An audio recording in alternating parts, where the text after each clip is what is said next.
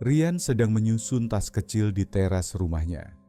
Lampu gantung di atas kepala menggantung rendah, sesekali bergoyang ditiup angin malam.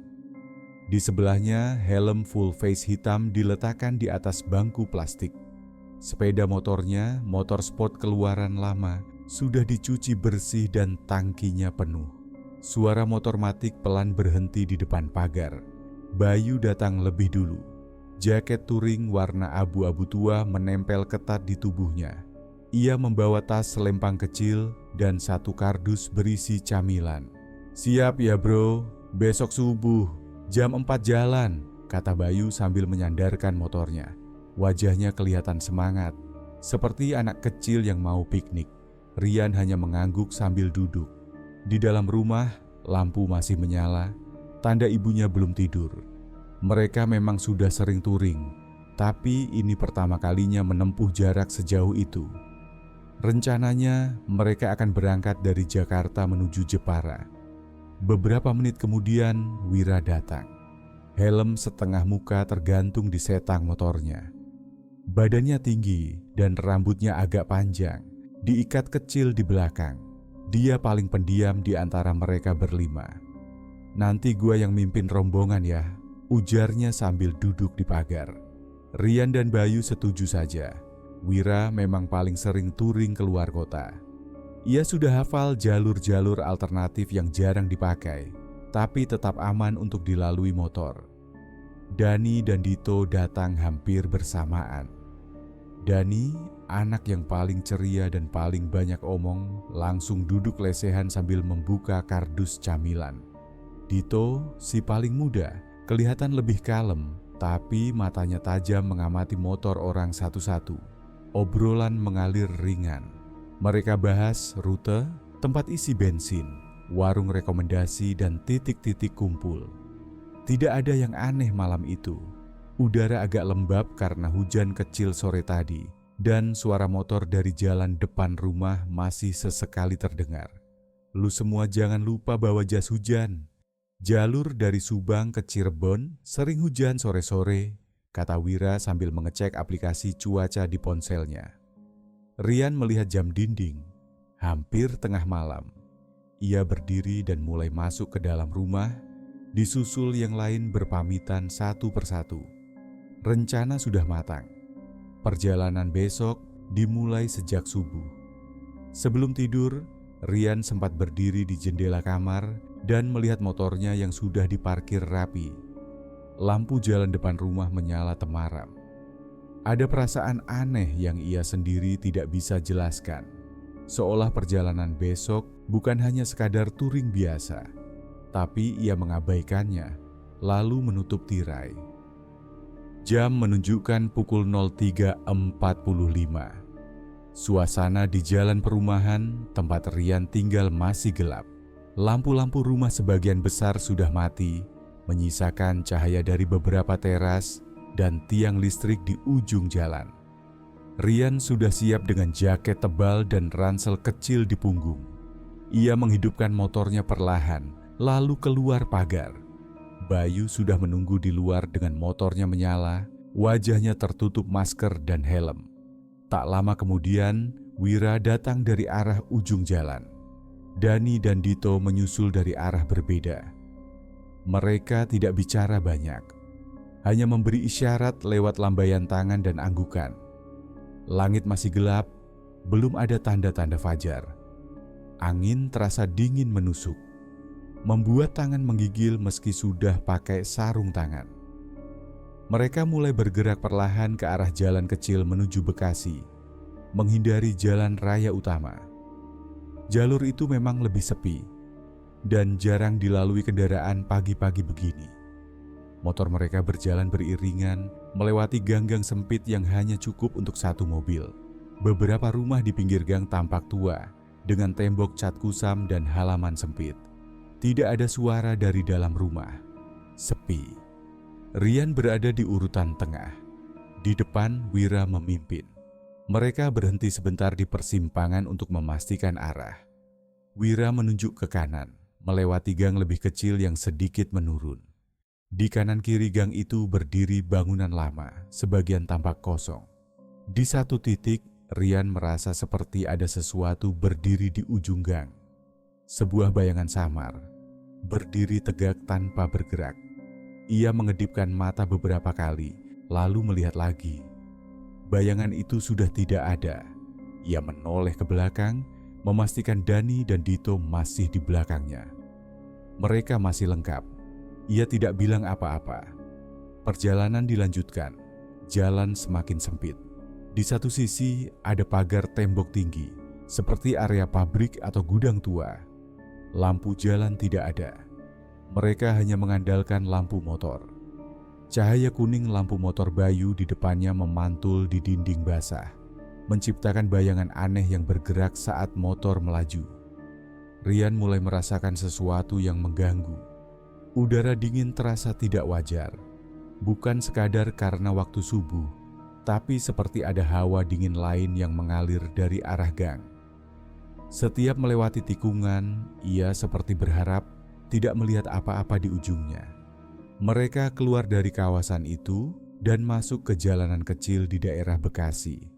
Cahaya fajar mulai muncul samar di balik bangunan. Motor-motor mereka berhenti sejenak di pertigaan untuk istirahat. Wira turun dari motornya, mengecek peta offline di ponsel.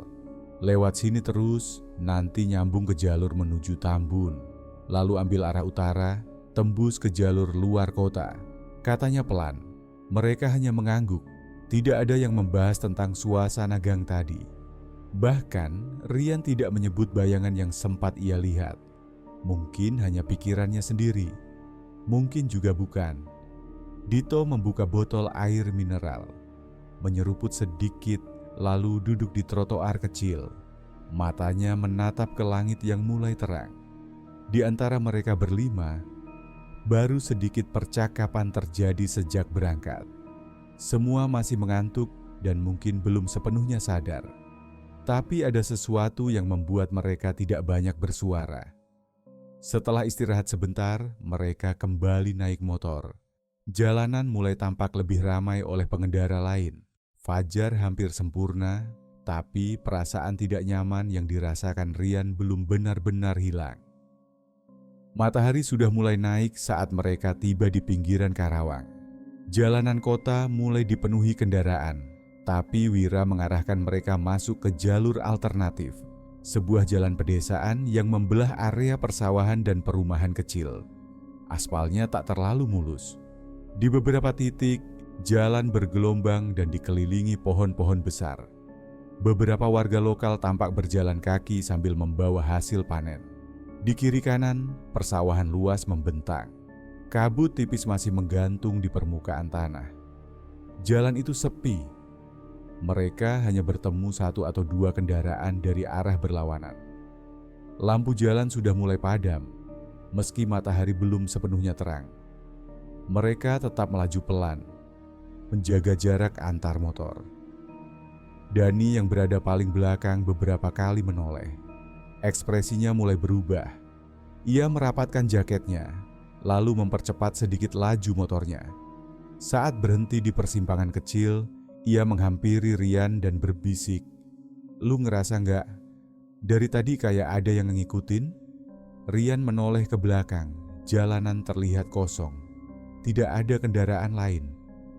"Nggak ada siapa-siapa Dan," jawabnya. "Tapi gua ngerasa kayak ada lampu motor dari belakang. Pas gua lihat spion, hilang." Dani terlihat agak ragu, lalu kembali ke posisinya di belakang. Mereka melanjutkan perjalanan, memasuki jalur lebih sempit. Pepohonan makin rapat. Beberapa rumah panggung tua berdiri berjajar di sisi kiri jalan. Kebanyakan terlihat kosong. Tak ada anak-anak bermain. Bahkan suara ayam pun tidak terdengar. Hanya deru angin yang sesekali menggoyang dedaunan. Wira yang memimpin di depan melambatkan motornya. Ia menoleh ke kaca spion samping. Di sana ia melihat sekilas sebuah motor tua melaju pelan di belakangnya. Tanpa suara, tanpa pengendara. Lampunya redup dan posisinya lurus seperti sedang mengikut dari kejauhan. Wira langsung menoleh ke belakang, tapi tidak ada apa-apa. Hanya Rian dan Bayu di belakangnya. Sementara Dani dan Dito sedikit tertinggal. Ia tidak mengatakan apapun, hanya kembali fokus pada jalan. Di satu titik, mereka harus melambat karena jalanan menyempit. Pohon bambu tumbuh di kanan kiri, membentuk semacam lorong alami. Cahaya matahari tidak masuk banyak ke sini. Udara di sepanjang jalan itu lebih dingin dari sebelumnya. Rian sempat melihat ke balik rumpun bambu dan merasa seperti ada seseorang berdiri di sela-sela batang. Tapi saat ia menoleh lagi, tak ada siapa-siapa. Ia menggigit bibir, menahan diri untuk tidak menyebutkan apapun. Ia masih mencoba berpikir logis. Setelah beberapa kilometer, mereka sampai di pertigaan kecil dengan warung kopi sederhana di pojok jalan. Mereka memutuskan berhenti sejenak untuk istirahat. Bayu membuka helmnya dan menarik napas dalam. Serem juga jalur tadi, sepi banget. Gue kayak ngelihat motor tua di spion, kata Wira pelan. Rian langsung menoleh. Sendirian, gak ada yang naik, cuma motor doang, kayak ngikut. Dani yang sedang duduk di bangku kayu mendadak berdiri. Gue juga ngerasa. Dari belakang, mereka saling pandang. Dito diam saja, memandangi jalanan dari kejauhan. Tangannya memegang botol air, tapi tidak diminum. Obrolan mereka terhenti sejenak. Tak ada suara dari warung, tak ada penjaga. Warung itu terbuka, ada kursi dan meja, tapi tidak ada satu orang pun di sekitar. Mereka memutuskan istirahat sebentar saja, lalu segera melanjutkan perjalanan menuju Purwakarta. Saat mereka bersiap, Rian menoleh sekali lagi ke jalan yang tadi mereka lewati. Tidak ada motor, tidak ada orang, tapi perasaan bahwa mereka sedang diperhatikan masih melekat kuat. Setelah melewati jalur pedesaan yang panjang dan sunyi, mereka mulai masuk ke wilayah perbatasan Karawang menuju Subang. Udara terasa lebih hangat, tapi badan mereka masih lelah karena belum benar-benar istirahat. Jalanan berganti dari aspal mulus menjadi jalan cor yang retak-retak. Beberapa bagian tergenang air. Di sisi kiri terlihat petak-petak sawah yang baru ditanami, masih basah dan becek. Motor-motor mereka melaju pelan. Tidak ada kendaraan lain yang melintas sejak keluar dari warung tadi. Beberapa rumah panggung berdiri berjauhan. Dindingnya dari kayu lapuk, sebagian sudah miring. Jendela terbuka, tapi tak terlihat penghuni. Wira yang berada paling depan tiba-tiba memperlambat laju motor. Di depan mereka ada sebuah persimpangan jalan tua. Satu arah ke kiri, satu ke kanan, dan satu jalan sempit lurus ke arah kebun. Tidak ada petunjuk arah. Mereka berhenti di tepi jalan. Pepohonan besar menaungi simpangan itu. Dedaunan kering menumpuk di sisi-sisi aspal, sebagian terbawa angin. Rian menoleh ke sekeliling, memperhatikan lingkungan sekitar. Gang kecil di sebelah kanan terlihat seperti jalan ke dalam desa, tapi tidak tampak tanda-tanda kehidupan. Sementara jalan ke kiri sedikit menanjak, dipenuhi ilalang. "Yang mana, Wir?" tanya Bayu sambil membuka helmnya. Wira menatap peta offline di ponsel, tapi sinyal GPS tidak akurat. Kalau menurut peta, harusnya belok kanan, tapi gue gak yakin. Arahannya kayak geser sedikit. Tiba-tiba, dari arah jalan kiri, muncul seorang lelaki tua berjalan pelan. Bajunya kusam, lengan panjang, dan topi hitam menutupi sebagian wajahnya. Jalannya lambat, tapi tegap. Ia berhenti beberapa meter dari mereka. "Pak, numpang tanya," sapa Dani. Lelaki tua itu menoleh perlahan. Matanya kecil dan wajahnya terlihat biasa saja, tapi ekspresinya datar, seolah tanpa emosi. "Kalau mau ke arah Subang lewat mana, Pak?" tanya Wira sopan. Bapak itu menunjuk dengan jarinya ke arah kanan, ke jalan kecil yang terlihat sepi. Ia tidak bicara sepatah kata pun. Tangannya lama terangkat, lalu perlahan diturunkan. Ia tetap berdiri menatap mereka. "Terima kasih, Pak," ucap Dito sambil sedikit membungkuk. Mereka kembali memakai helm dan bersiap mengikuti arah yang ditunjuk. Saat Rian hendak menyalakan motor, ia spontan menoleh ke belakang. Lelaki tua tadi sudah tidak ada, jalanan kosong. Tidak ada langkah menjauh, tidak ada suara, tidak ada bayangan. Hanya jalan tanah yang sedikit menurun dan semak-semak tinggi. "Bapak tadi kemana?" tanya Dani pelan. Rian tidak menjawab. Ia melihat ke kiri dan kanan, memastikan tidak salah lihat. Semua temannya juga saling pandang, bingung. Tidak ada yang melihat kemana lelaki itu pergi. Padahal mereka hanya berbalik sebentar. "Udahlah, kita ikutin aja arah yang dia tunjuk," ucap Wira, mencoba terdengar tenang. Mereka pun melanjutkan perjalanan, masuk ke jalan sempit di kanan. Jalan itu lebih sempit dari sebelumnya, cukup untuk satu mobil kecil. Di kanan kiri ditumbuhi pohon jati dan semak liar. Tanah di bawah roda motor mulai tidak rata. Rian yang masih berada di tengah barisan menoleh sekali lagi ke belakang. Persimpangan itu perlahan hilang dari pandangan. Bayangan lelaki tua itu tidak muncul lagi. Perjalanan dilanjutkan dengan suasana yang lebih sunyi. Tidak ada yang bicara selama beberapa menit. Di dalam hati masing-masing ada tanda tanya yang belum dijawab. Siapa lelaki tadi? Dan kemana ia menghilang? Motor-motor mereka melaju pelan di jalan sempit berbatu, keluar dari kawasan yang ditunjukkan oleh lelaki tua di persimpangan tadi. Setelah sekitar 30 menit menempuh jalan sepi dan menanjak, akhirnya mereka sampai di jalan lebih besar menuju Purwakarta. Meski masih jarang kendaraan, suasananya mulai terasa lebih terbuka. Langit mendung, udara jadi lebih pengap, dan suara serangga dari semak-semak terdengar sesekali saat mereka berhenti sebentar di pinggir jalan untuk mengecek arah.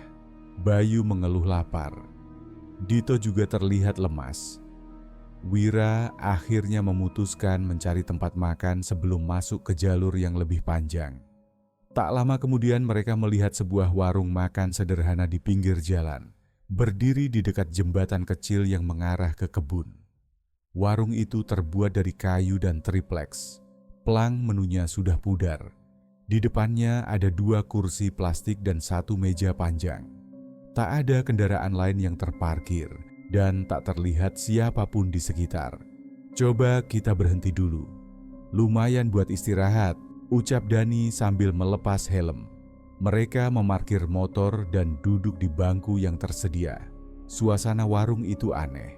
Meski tampak seperti warung biasa, udaranya terasa lebih dingin dibanding jalanan tadi.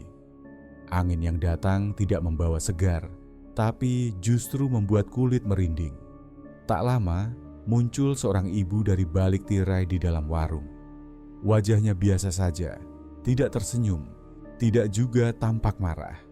Ia hanya berdiri di dekat dapur kecil dan menunggu mereka memesan. "5 nasi goreng ya, Bu," kata Wira pelan. Ibu itu hanya mengangguk, lalu masuk kembali ke belakang. Tidak ada suara penggorengan atau bau bumbu. Mereka hanya duduk menunggu dalam diam. Dani mencoba mengajak ngobrol, tapi obrolannya tidak berkembang. Beberapa menit kemudian, makanan diantar dalam piring-piring sederhana. Nasi goreng polos, tidak ada potongan telur atau ayam. Rasanya hambar, tidak asin, tidak juga gurih. Bayu sempat mengernyit, tapi tetap menghabiskannya karena lapar. Rian diam sejak masuk ke warung. Ia duduk paling dekat dengan dinding kayu. Tangannya menggenggam botol air mineral yang dibawanya sendiri. Ia merasa seolah ada sesuatu dari dalam warung yang mengawasinya, entah dari sela-sela dinding atau dari balik tirai dapur yang tidak pernah terbuka lagi. Selesai makan, Wira berdiri dan menuju ke dalam untuk membayar.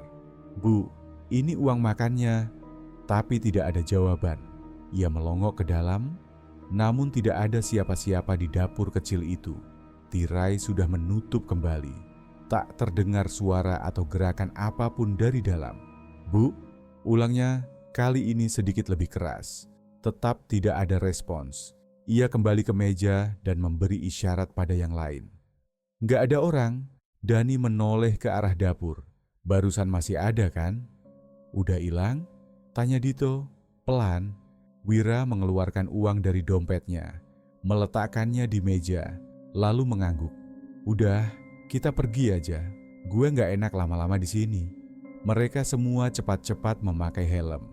Rian menjadi yang pertama keluar dari warung. Ia sempat menoleh ke arah jendela kecil di sisi dapur. Tirainya bergoyang pelan, seperti ada yang berdiri di baliknya. Tanpa bicara, mereka menyalakan motor dan meninggalkan warung itu. Jalanan kembali sepi. Warung makin jauh di belakang, sampai akhirnya hilang dari pandangan. Tidak ada yang membahas kejadian barusan, tapi di dalam kepala masing-masing, mereka menyadari ini sudah kejadian aneh yang kesekian kali, dan perjalanan masih panjang. Perjalanan mereka berlanjut meninggalkan warung aneh yang tidak berpenghuni. Jalan mulai menurun, menandakan mereka sudah mendekati daerah luar Purwakarta. Cuaca tetap mendung. Suasana jadi makin lembab dan awan gelap menumpuk di langit, menggantung rendah di atas perbukitan kecil yang mulai terlihat di kejauhan. Mereka melewati deretan pohon besar yang tumbuh rapat di sisi kiri dan kanan jalan. Beberapa batang pohon menjulur ke atas, daunnya bergoyang perlahan. Jalan yang mereka tempuh mulai jarang dilalui kendaraan. Dari arah berlawanan hanya ada 1-2 truk tua atau sepeda motor dengan barang bawaan berat. Setelah sekitar 1 jam berkendara, Wira mengangkat tangan, memberi tanda untuk berhenti. Di depan mereka terdapat jembatan tua yang melintasi sungai kecil. Di bawah jembatan ada ruang terbuka seperti tanah lapang kecil yang sering dijadikan tempat istirahat oleh warga lokal atau pengendara. Mereka menepi ke bawah jembatan. Tanahnya keras, berpasir, dan di beberapa sisi ditumbuhi rumput liar. Suara air sungai terdengar pelan. Jembatan di atas mereka terbuat dari beton tua, dengan tiang-tiang penyangga berlumut dan dinding batu yang mulai retak di sana-sini. Dani merebahkan diri di atas motor, mencoba meluruskan punggung. Bayu membuka bekal air botol dari tas kecil di motornya. Rian duduk di atas batu besar, memandangi aliran air yang mengalir lambat. Sementara itu, Dito berjalan ke arah salah satu dinding batu yang menopang jembatan. Di sana, ia melihat tulisan berwarna hitam yang sudah mulai pudar. Ia memanggil pelan, "Wir, sini deh lihat ini." Wira menghampiri. Tulisan itu tercetak besar dan kasar, seperti ditulis dengan cat semprot. "Jangan lewat malam hari." Wira mengernyit. "Maksudnya apa ya? Jalan ini?" Dito hanya mengangkat bahu. Dani yang melihat mereka berkumpul ikut mendekat. "Kenapa? Ada apaan?" Mereka menunjukkan tulisan itu. Dani langsung tertawa kecil. "Biasanya gitu tuh. Biar orang gak lewat malam-malam, biar gak ganggu setan," katanya, ucapnya sambil mengangkat alis. Tak jauh dari situ, terlihat sebuah rumah kecil di tepi kebun. Seorang pria paruh-baya sedang menimba air dari sumur tua. Dani berjalan menghampiri dan menyapa. "Pak," numpang tanya, "itu tulisan di bawah jembatan maksudnya apa ya?" Bapak itu berhenti, menoleh perlahan. Tatapannya kosong sebentar sebelum akhirnya menjawab pendek, "Jalan itu banyak yang gak pulang." Dani diam. Ia sempat ingin tertawa, tapi melihat wajah si bapak yang serius, ia mengurungkan niat. "Maksudnya, kenapa, Pak?" Tapi bapak itu sudah kembali menimba air. Tidak menoleh lagi, tidak menjawab. Dani berdiri beberapa detik sebelum akhirnya kembali ke tempat teman-temannya berkumpul. "Katanya banyak yang gak pulang," kata Dani dengan suara lebih rendah. "Gak pulang gimana?" tanya Bayu. "Gak tahu, dia gak jelas. Gue tanya lagi, dia cuek aja."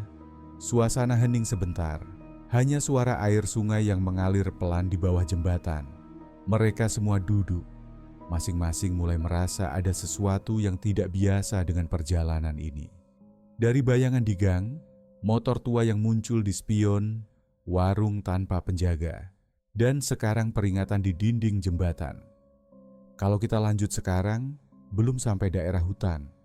Tapi kalau kelamaan di sini, malah bisa masuk ke jalur itu malam-malam, ucap Wira. Ya udah, lanjut aja. Tapi jangan berhenti lama-lama lagi, tambah Rian. Mereka pun bersiap kembali. Dito memotret tulisan di dinding, lalu memasukkan ponsel ke jaket. Motor-motor dinyalakan. Mereka naik ke atas jembatan dan melaju ke arah barat, menuju jalur yang katanya banyak yang nggak pulang. Langit mulai menggelap, meski belum sore. Udara terasa lebih berat. Mereka tak tahu bahwa jalan berikutnya akan membawa mereka ke gangguan yang lebih nyata. Motor-motor kembali melaju meninggalkan jembatan tua. Jalur mulai menanjak perlahan, masuk ke kawasan yang lebih rimbun. Wira memastikan arah lewat ponsel, dan jalur alternatif yang mereka ambil memang melewati hutan kecil sebelum menyambung ke jalur utama arah Cirebon. Langit semakin gelap meskipun belum sore. Matahari tertutup awan tebal, dan angin yang bertiup membawa hawa dingin yang tidak wajar. Jalan berubah jadi lebih sempit, hanya cukup untuk 2 motor berdampingan. Aspal mulai rusak, banyak lubang kecil, dan daun-daun gugur menumpuk di sisi jalan. Pohon-pohon tinggi berdiri rapat di kiri kanan.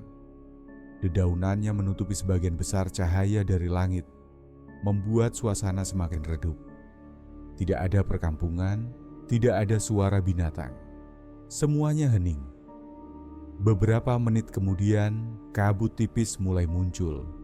Awalnya hanya di kejauhan, menggantung rendah di antara batang pohon. Tapi lama-kelamaan, kabut itu bergerak turun ke permukaan jalan, menyelimuti pandangan mereka. "Pelanin aja, Wir," ujar Dani yang mengendara di belakang. Wira mengangguk tanpa menoleh. Kecepatan diturunkan. Mereka semua tetap beriringan, menjaga jarak tidak terlalu jauh. Lampu motor mulai sulit menembus kabut. Pandangan hanya sekitar 10 meter ke depan. Rian merapatkan jaket. Udara dingin seperti masuk lewat celah helm. Di antara kabut, kadang ia merasa melihat sesuatu bergerak di antara pepohonan, tapi ketika menoleh, hanya ada batang pohon diam dan ilalang bergoyang. Tiba-tiba, Bayu yang berada di barisan belakang mengangkat tangan. Motor-motor berhenti perlahan. "Ada yang lewat tadi," kata Bayu pelan. "Apaan?" tanya Wira, turun dari motor. "Kayak anak kecil, lari dari kanan ke kiri, pas di depan gue." Mereka saling menatap. Jalanan di depan hanya dipenuhi kabut. Tak ada suara langkah, tak ada tangisan, tak ada tawa. Hanya udara dingin dan hening. "Kamu yakin?" tanya Dito. Bayu mengangguk. Bentuknya jelas, tapi pas gue deketin, kosong. Mereka maju pelan ke titik yang ditunjuk Bayu. Di sisi kiri jalan ada celah menuju semak belukar. Tapi jalur itu terlalu sempit, seperti bukan jalur orang biasa lewat. Tanah di sana pun kering, tidak ada bekas jejak. Wira menghela napas. "Kita jangan berhenti lama-lama. Jalan ini gak ada lampu. Kalau malam beneran jatuh di sini, repot." Mereka kembali menyalakan motor dan melaju lebih pelan dari sebelumnya. Kabut belum hilang, malah makin tebal. Suara mesin motor terdengar samar, tertelan udara dingin yang menggantung di sekitar mereka. Beberapa kali Rian merasa mendengar suara seperti orang tertawa, pelan dan memanjang. Dari dalam hutan, ia menoleh ke kiri, tapi yang terlihat hanya kabut dan pohon-pohon besar yang seperti mengawasi. Dani, yang biasanya cerewet, ikut diam. Matanya terus memperhatikan sekitar dan sesekali menatap kaca spionnya sendiri, seolah ada yang mengikutinya. Mereka terus melaju, menembus kabut, berharap bisa segera keluar dari jalur hutan ini. Tapi jarak pandang semakin pendek, dan perasaan tidak nyaman semakin kuat. Bayu terus menoleh ke belakang, memastikan tidak ada lagi sosok kecil yang tiba-tiba muncul di tengah jalan. Perjalanan terasa semakin berat, bukan hanya karena kabut dan medan yang sempit, tapi karena ada sesuatu yang tidak terlihat, namun terasa. Kabut masih menggantung tebal di sepanjang jalan hutan yang mereka lewati. Pohon-pohon tinggi di sisi kiri dan kanan seperti menyatu dengan kabut, membentuk bayangan-bayangan samar yang membuat suasana makin tidak nyaman. Udara dingin terus menusuk masuk lewat sela helm dan jaket, meskipun mesin motor mereka sudah panas karena menempuh perjalanan berjam-jam. Wira memimpin di depan, diikuti oleh Dani, lalu Rian, Dito, dan Bayu. Mereka menjaga jarak cukup dekat agar lampu motor saling membantu menerangi jalan. Cahaya kuning dari lampu depan membelah kabut yang semakin menutup pandangan. Tidak ada perkampungan, tidak ada warung, hanya jalur kecil yang seperti tidak berujung. Beberapa meter setelah turunan landai, tiba-tiba motor Rian mati total. Suara mesinnya berhenti mendadak. Lampu padam. Motor melambat sendiri sampai berhenti di tengah jalan. Motor gua mati," ujar Rian sambil menurunkan standar dan menoleh ke belakang. Mereka semua ikut berhenti. Wira segera putar balik dan mendekat. "Mati kenapa?" "Gak tahu, kayak tiba-tiba aja mati semua. Padahal bensin masih banyak," jawab Rian sambil mencoba menyalakan kembali motornya. Mesin tidak merespon. Dani turun dari motornya. Ia berdiri di sebelah Rian dan ikut memperhatikan. Dito dan Bayu tetap duduk di atas motor, tapi mata mereka terus mengamati sekitar. Kabut belum berkurang, malah semakin menebal. Udara terasa lembab dan pengap. Dani mengusap lehernya. Tadi kayak ada yang megang leher gue," katanya pelan. Mereka menoleh hampir bersamaan. "Megang?" tanya Dito. "Iya, dingin banget, bukan angin, kayak tangan." Dani menatap ke arah pepohonan di sisi jalan, tapi tidak ada siapapun. Rian terus mencoba menyalakan motornya. Setelah beberapa kali, akhirnya mesin menyala kembali. Lampu depan ikut menyala, menerangi jalan di depan mereka. Namun dalam sekejap, Rian melihat sesuatu berdiri di tengah jalan, tepat di ujung cahaya lampu motornya. Sosok hitam, tinggi, tegak seperti manusia, tapi tanpa detail wajah atau pakaian. Hanya bayangan gelap, diam saja. "Lihat gak?" gumam Rian. Wira menoleh. "Apa?" Sebelum Rian menjawab, sosok itu menghilang seketika, seolah larut dalam kabut. Tidak berlari, tidak bergerak, hanya lenyap saat cahaya lampu menyentuhnya lebih terang. Rian diam beberapa detik, lalu menoleh ke teman-temannya. "Barusan ada yang berdiri di depan." "Maksud lu?" Dani mendekat. "Gua lihat bayangan, pas lampu motor nyala, di tengah jalan, sekarang udah gak ada."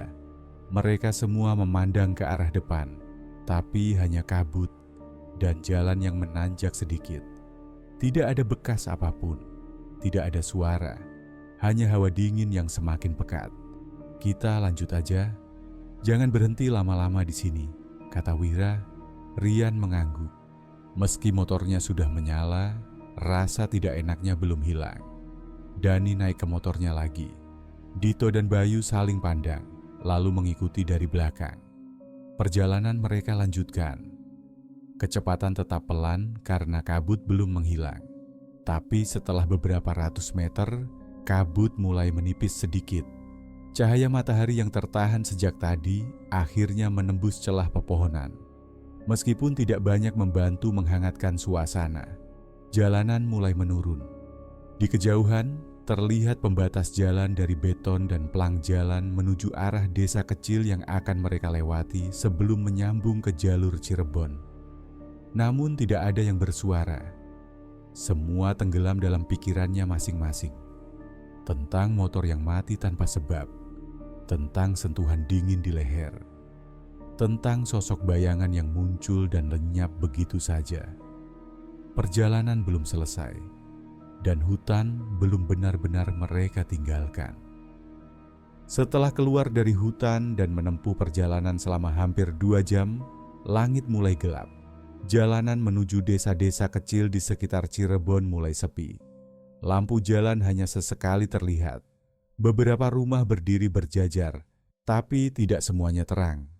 Ada yang gelap sama sekali, seolah sudah lama tak ditempati. Wira menepi saat melihat pelang bertuliskan nama desa kecil dengan papan kayu tua dan cat mengelupas. Di sisi jalan ada warung kecil yang masih buka. Mereka berhenti untuk menanyakan arah dan tempat bermalam. Warung dijaga oleh seorang ibu paruhbaya. Saat Wira bertanya apakah ada tempat menginap, ibu itu malah menawarkan rumahnya sendiri. Kalau nggak keberatan, nginep aja di rumah saya. Kosong, anak-anak udah pada merantau. Kasurnya masih bersih, katanya sambil tersenyum ramah. Tanpa banyak pilihan dan langit yang sudah nyaris gelap total, mereka mengiyakan. Rumah ibu itu berdiri sekitar 100 meter dari jalan utama, masuk ke gang kecil yang hanya muat satu motor. Rumahnya sederhana. Halaman beralaskan tanah, dikelilingi pagar bambu. Ada sumur tua di sisi kanan dan pohon mangga besar berdiri di samping dapur. Di dalam, rumah itu cukup bersih. Lantainya ubin lama.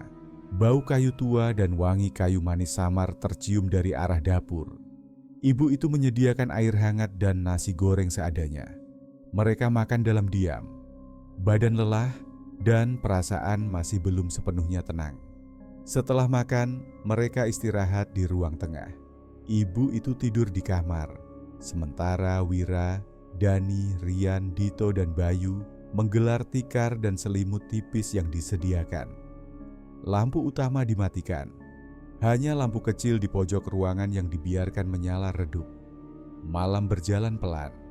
Wira yang tidur paling pinggir mendekati pintu, terbangun karena merasa mendengar suara engsel pintu digerakkan. Ia membuka mata perlahan. Ruangan masih gelap. Hanya cahaya kecil dari lampu sudut ruangan yang memantul samar ke dinding. Ia duduk pelan, menatap ke arah pintu depan yang tertutup rapat sejak tadi. Tapi suara tadi tidak terdengar lagi. Ia menoleh ke arah teman-temannya. Semuanya masih tertidur. Tidak ada yang bergerak. Wira mencoba memejamkan mata kembali. Tapi belum sempat tertidur, ia kembali mendengar suara, seperti suara pintu dibuka sedikit lalu ditutup pelan. Ia langsung bangun, melangkah ke arah pintu depan. Ia cek pegangan pintu, terkunci. Saat ia balik badan, Dani duduk dengan mata masih setengah terbuka. "Tadi lo dengar juga?" tanya Wira pelan. Dani hanya mengangguk. Ia menunjuk ke arah jendela yang tertutup kain tipis. "Gue lihat perempuan berdiri di luar, cuma diam aja." Wira langsung mendekat ke jendela. Ia buka sedikit kainnya. Di luar halaman kosong, tak ada siapa-siapa. Pohon mangga besar hanya bergoyang sedikit karena angin. Tidak ada bayangan, tidak ada jejak langkah. "Lo yakin?" tanya Wira lagi. "Jelas banget, rambutnya panjang, bajunya kayak putih kusam, mukanya gak kelihatan. Pas gue bangunin Rian, dia udah gak ada." Wira tak membalas. Ia hanya menutup kembali tirai jendela. Malam itu, mereka berdua tidur tidak nyenyak. Dani sesekali membuka mata, menatap jendela. Wira duduk bersandar di dinding sampai akhirnya terlelap juga. Esok paginya, saat semua bangun, suasana rumah masih sama. Ibu pemilik rumah sedang menyapu halaman. Ia menyambut mereka dengan senyum, seolah tidak terjadi apapun malam sebelumnya. "Tidurnya nyenyak?" tanya ibu itu sambil tertawa kecil.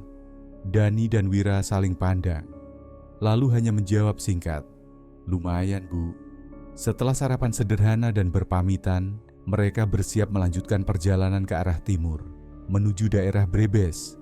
Tapi dalam hati, Wira masih bertanya-tanya, apa yang sebenarnya dilihat Dani malam tadi? Mereka berangkat setelah sarapan sederhana di rumah warga tempat menginap. Suasana desa masih sepi, hanya suara ayam dan beberapa warga yang menyiram halaman. Jalan keluar dari desa itu kecil, hanya muat 2 motor berpapasan. Kiri kanan masih berupa kebun singkong dan pohon-pohon tinggi yang menaungi sebagian jalan. Udara cukup sejuk, langit cerah, dan kabut yang semalam menyelimuti hutan tidak terlihat lagi. Wira memimpin rombongan dengan optimis. Berdasarkan GPS dan arah dari warga, mereka akan tembus ke jalur yang mengarah ke wilayah Pekalongan. Namun setelah 1 jam perjalanan, suasana mulai terasa aneh. Jalan yang mereka lewati sempit dan sebagian rusak. Beberapa kali mereka melintasi jembatan kecil dari kayu dan tanjakan pendek dengan dinding batu di sisi kanan. Dani yang berada di tengah rombongan mengerutkan dahi. Ia merasa seperti pernah lewat jalan ini. Kayaknya kita udah lewat sini deh, katanya pelan lewat helm sambil menoleh ke Rian di belakangnya. Rian mengangguk. Iya, gue juga ngerasa gitu. Wira tetap melaju, tapi beberapa menit kemudian mereka tiba di sebuah pertigaan dengan pohon besar berdiri di tengahnya. Ada warung kecil yang tutup dan kursi bambu reyot di depannya. Wira berhenti. Semua ikut berhenti di belakangnya. Ini tempat yang sama kayak tadi ya? Tanya Bayu pelan. Dito turun dari motornya, berjalan ke arah kursi bambu, lalu menunjuk satu coretan di dinding warung yang tadi sempat ia lihat. Tadi kita udah lewat sini. Persis mereka semua diam. Jalanan itu sepi, tidak ada kendaraan lain, tidak ada orang. Hanya semilir angin dan suara dedaunan bergesekan pelan. Wira menghela napas. Oke, kita mungkin salah ambil jalur tadi. Coba kita balik arah. Mereka putar balik dan memilih jalan cabang lainnya. Perjalanan dilanjutkan. Tapi sekitar 20 menit kemudian, mereka kembali sampai di tempat yang sama. Pertigaan, warung tua, pohon besar. Dito mulai gelisah. Ini udah 2 kali. Rian mematikan motornya. Ia berjalan ke tepi jalan dan menatap ke arah perkebunan. Tadi gue lihat ada jalan kecil di belakang situ, tapi nggak yakin juga. Kayaknya bukan jalur utama. Wira mengusap wajahnya. Kita diam dulu di sini. Mungkin emang ada yang nggak beres. Mereka duduk di kursi bambu dan pembatas jalan. Tidak ada sinyal. GPS hanya menunjukkan arah memutar-mutar. Matahari sudah tinggi, tapi hawa sejuk dari pohon-pohon tetap terasa. Dani mengeluarkan air mineral dari tasnya, lalu bicara pelan, "Gue pernah dengar cerita orang nyasar di jalur kayak gini. Kadang bukan karena salah jalan, tapi karena, ya, semacam gangguan." Rian menimpali, "Gue juga pernah baca. Kalau gitu, kita diem dulu, tenangin diri. Mungkin bisa baca doa." Tanpa banyak debat, mereka duduk di pinggir jalan. Dito dan Wira memimpin bacaan pelan. Mereka semua ikut mengucap dalam hati. Beberapa menit setelah mereka tenang dan kembali menyalakan motor, suasana terasa sedikit berubah. Saat Wira memutuskan mengambil jalur lurus, yang sebelumnya ragu mereka lewati, pemandangan jalan berubah. Mereka akhirnya melewati kawasan pemukiman dengan beberapa anak kecil bermain di pinggir jalan. Warung-warung mulai terlihat terbuka. Jalan yang sebelumnya sepi kini tampak lebih hidup. Wira menengok ke belakang. Akhirnya beda juga. Mereka semua mengangguk. Walau tidak ada yang benar-benar tahu apa yang membuat mereka tersesat berputar-putar, satu hal pasti, setelah berdiam sejenak dan menenangkan diri, jalur itu akhirnya terbuka. Perjalanan mereka lanjutkan. Tujuan berikutnya adalah mencari tempat makan sebelum masuk ke jalur tengah arah Batang dan Kendal. Tapi kejadian tadi masih terus membekas di kepala mereka. Apakah memang hanya salah jalan? Atau ada yang mencoba menahan mereka untuk tidak keluar dari daerah itu? Perjalanan mereka berlanjut melewati jalur yang mulai berubah. Dari jalan kecil beraspal tipis, mereka masuk ke jalan yang lebih sempit, diapit oleh hamparan sawah luas di kedua sisi. Udara mulai terasa dingin saat senja mendekat. Langit yang tadi cerah mulai redup, menandakan maghrib sudah hampir tiba. Jalan ini sepi. Hanya sesekali mereka melewati sepeda motor atau mobil kecil penduduk lokal. Lampu motor berusaha menerangi jalur yang sempit dan berkelok, kadang melewati tumpukan padi yang baru dipanen. Wira yang memimpin rombongan terlihat lebih fokus menatap jalan, tapi mata Bayu justru tertarik ke sesuatu di tengah sawah sebelah kanan. Ada yang berdiri di sana. Bayu menunjuk dengan suara agak pelan. Kayaknya orang. Mereka semua menoleh ke arah yang ditunjuk. Dari kejauhan terlihat sosok berwarna putih berdiri diam di tengah sawah. Sosok itu tidak bergerak dan seolah membeku di antara hamparan padi yang mulai menguning. Dani menarik nafas panjang. Gue gak yakin itu orang, gak mungkin berdiri lama di tengah sawah gitu, apalagi gak gerak. Rian mengeluarkan ponselnya dan mencoba memperbesar gambar. Tapi sosok itu tampak samar dan bentuknya agak kabur. Wira memutuskan memperlambat laju motor. "Coba kita dekatin," katanya. Mereka pelan-pelan berjalan menuju sosok putih itu, menyusuri jalan sempit di pinggir sawah. Udara semakin dingin dan suara angin yang melewati daun padi mulai berhembus pelan. Saat mereka sudah dekat, sosok putih itu masih tetap diam. Tak ada gerakan sama sekali.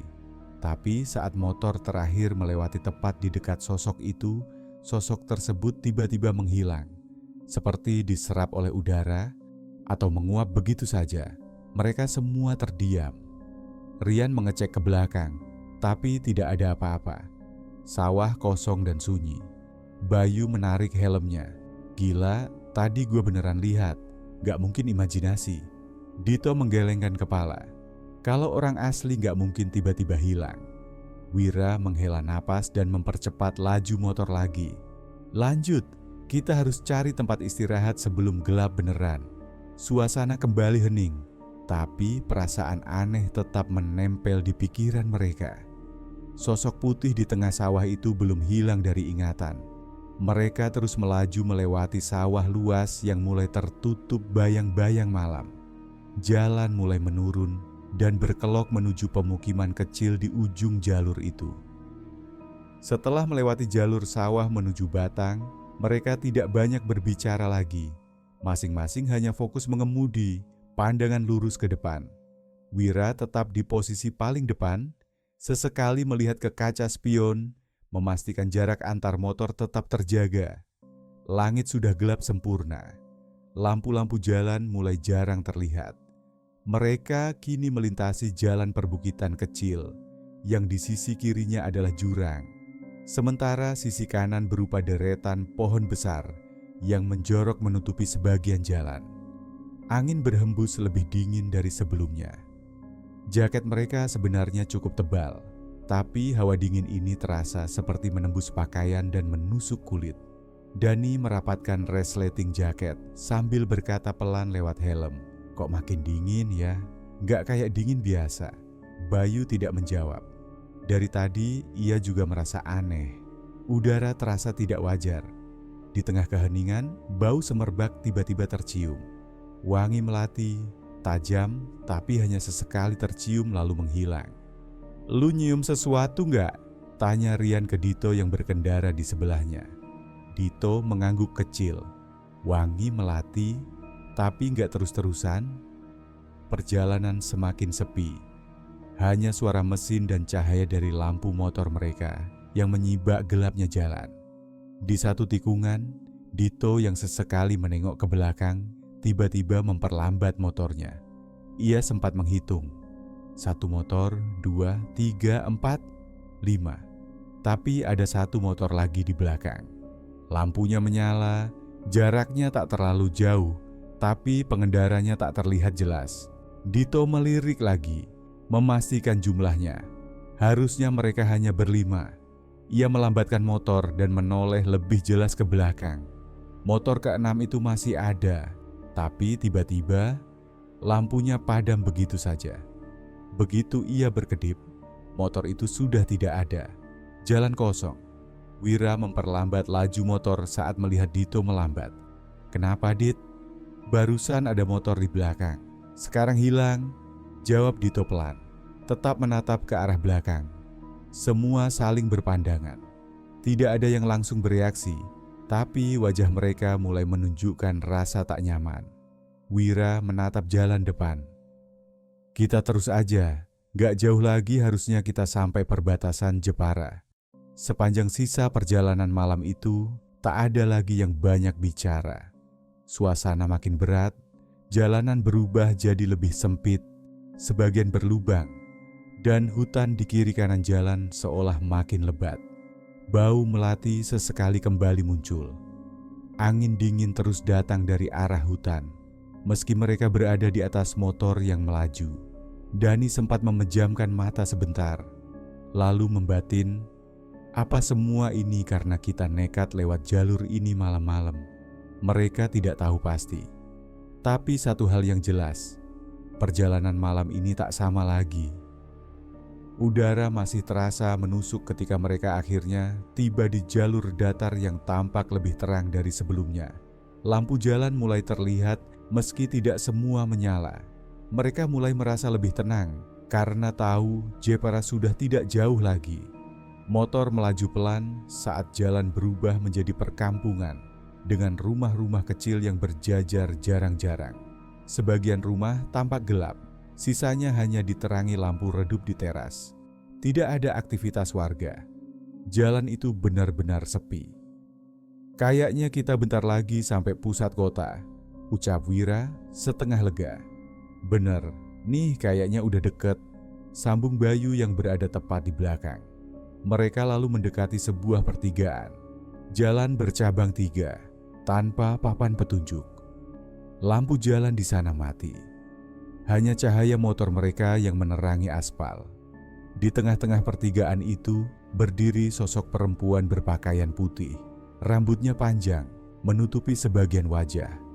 Ia berdiri diam beberapa detik, lalu mengangkat tangan, melambai perlahan ke arah mereka. Motor-motor mulai melambat. Itu orang?" tanya Dani. "Kayak minta tolong," sahut Rian ragu-ragu. Wira yang berada paling depan hampir menarik rem. Tapi dari arah kanan jalan, terdengar suara berat memecah keheningan. "Terus aja, jangan lihat matanya." Semua menoleh cepat. Seorang kakek berdiri di depan rumah kecil, mengenakan baju koko lusuh dan sarung. Wajahnya tegas, tapi sorot matanya seperti menyimpan ketakutan. Tanpa aba-aba, Wira langsung menarik gas. Motor melesat melewati perempuan itu. Yang lain mengikuti. Dito yang sempat menoleh ke belakang mendadak pucat. Dia ngikutin, mukanya bukan manusia. Dani menahan napas. Ia juga sempat melirik dari kaca spion. Perempuan itu masih berdiri, tapi wajahnya tampak menghitam. Matanya kosong dan kulitnya seperti rusak. Bayu mempercepat laju motornya, melewati rumah-rumah tua di sisi jalan. Satu persatu mereka melaju keluar dari daerah itu, meninggalkan pertigaan sunyi dan perempuan putih di tengah jalan. Setelah cukup jauh, mereka berhenti di depan sebuah masjid kecil yang masih buka. Nafas mereka terengah, suasana makin terasa berat, tapi tidak satu pun dari mereka bicara. Semua sadar, mereka nyaris berhenti di tempat yang salah. Kakek itu, siapa dia?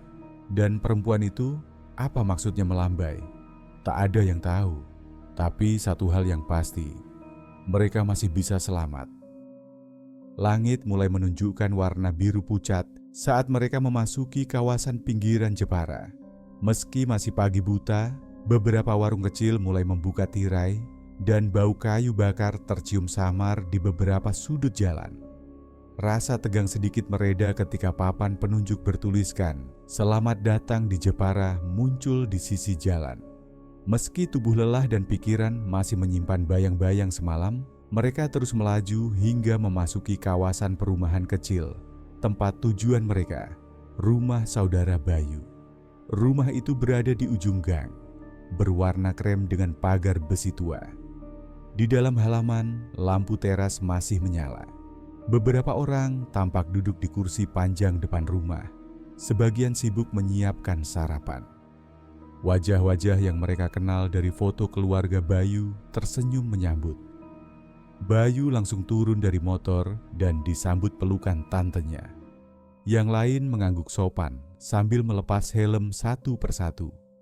Kehangatan suasana langsung terasa.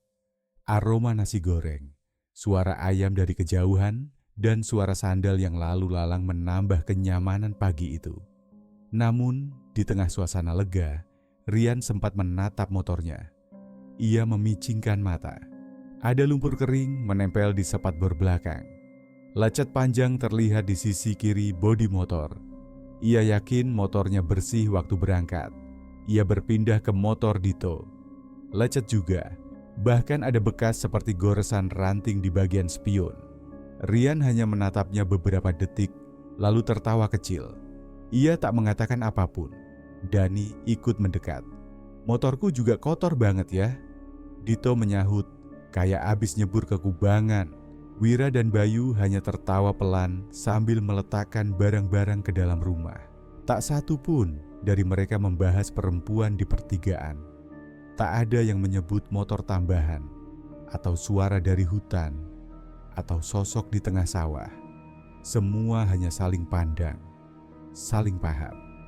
Perjalanan itu seperti rahasia yang hanya mereka berlima yang tahu. Meski tubuh masih terasa letih, rasa lega perlahan menggantikan rasa takut. Mereka sudah sampai. Selamat. Walaupun meninggalkan banyak pertanyaan, semua gangguan itu sekarang hanyalah kenangan dalam perjalanan.